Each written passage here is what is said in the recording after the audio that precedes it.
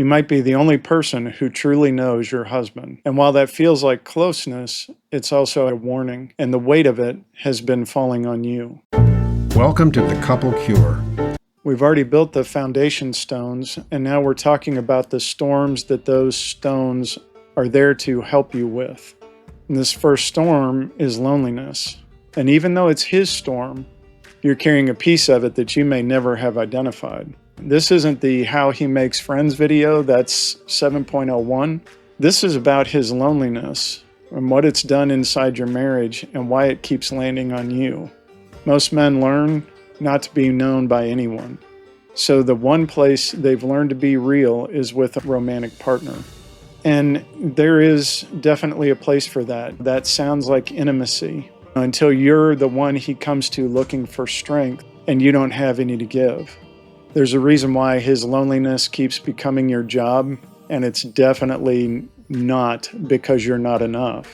There's a way this changes that actually gives you your marriage back, and I'll get there. Let me show you what this looked like in our marriage and what it cost Lori. During my last relapse, when I was on the road a lot, I was carrying secrets, and I wasn't talking to anyone about them. I felt alone in rooms full of people. And really the only person I ever let know me was Lori, except for the fact that I was lying to her because I didn't want to tell her that I was using again. So I put everything on her. I expected her to make me feel like I was enough, especially in a new job where I felt like I had to perform and I had to figure out all these new things. It was up to her to make me feel okay, up to her to make me feel safe and make all of my fears and insecurities disappear. That's not her job. Certainly some of those things she can help me with, but it is not up to her and it's not up to you to support the entire weight of a man's inner life. I was so dependent on her presence. I've told this story before. There was a night where we were sitting together, and I think she got up to grab a snack or get something off the printer. And all I know was it triggered something in me that registered that whole thing as a threat, as a scary moment. That's how much I loaded onto her being there for me. And sadly, it took me a long time to realize that Lori had her own life, her own schedule, her own interests, her own priorities, that I wasn't always number one on her list of things to deal with right now, and that there was nothing wrong with that. When you're the only one holding a man up, you can't even leave the room without it costing something.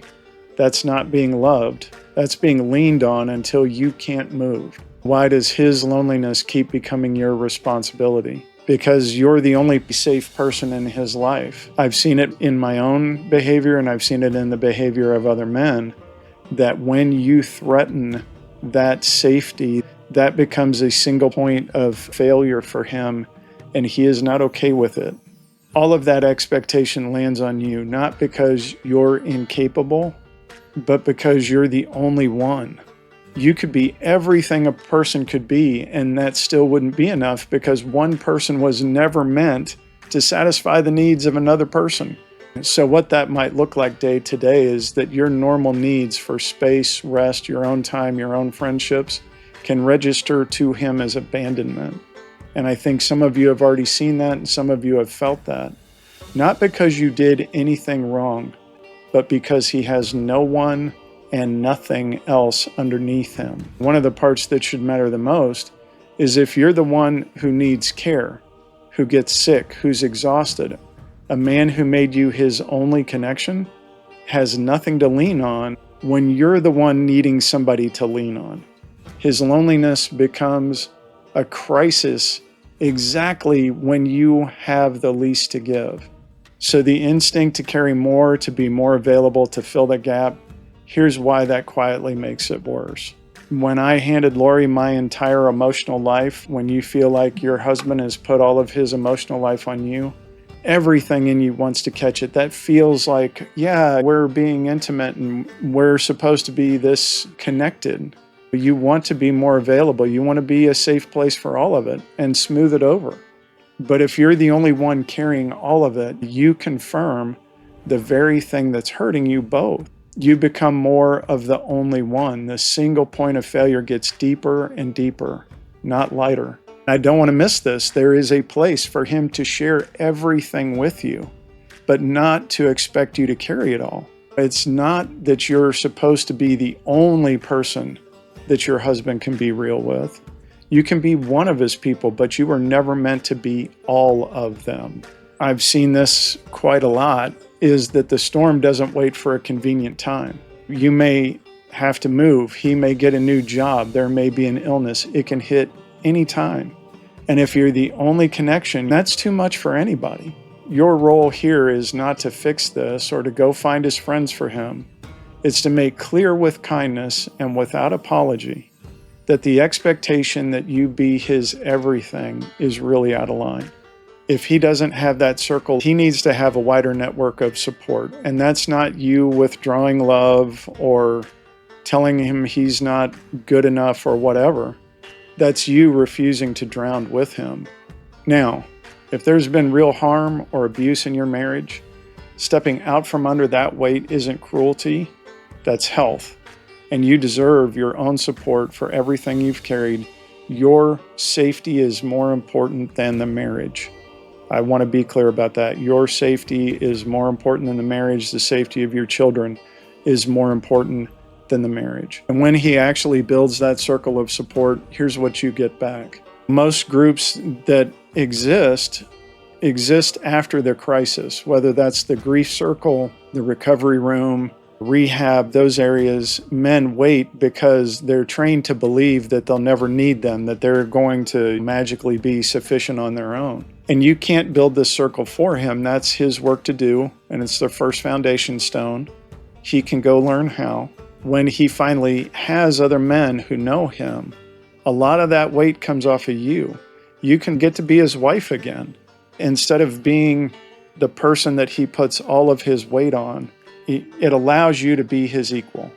It allows you both to have equal time, equal space, and lean back and forth on one another and not just him leaning on you all the time. And one of the things that gives you is you get to leave the room. You get to leave the house without him going into a panic. You get to have your own friends, your own priorities, your own life without him seeing it as abandonment. A man who's known by other men can love you more freely because he's not seeing you as the only person keeping him above the water. That's a healthier marriage on the other side of this storm. You were never meant to be his whole world. When he lets other men know him, you finally get to be just his wife, not his lifeline. So again, for this week, don't try to fix anything and don't find him a single friend. Just notice one thing. When you have a need of your own, whether that's your own time, your own space, does he treat it as normal or abandonment? Something that he feels like he has to control. That tells you just how much of his world is completely dependent on you. You're not managing it, you're learning to see it this week. So next time we're going to talk about the storm of anger. A lot of men get angry, especially when they get into recovery. And so we're going to talk about where that anger comes from and how to deal with it in a healthy way.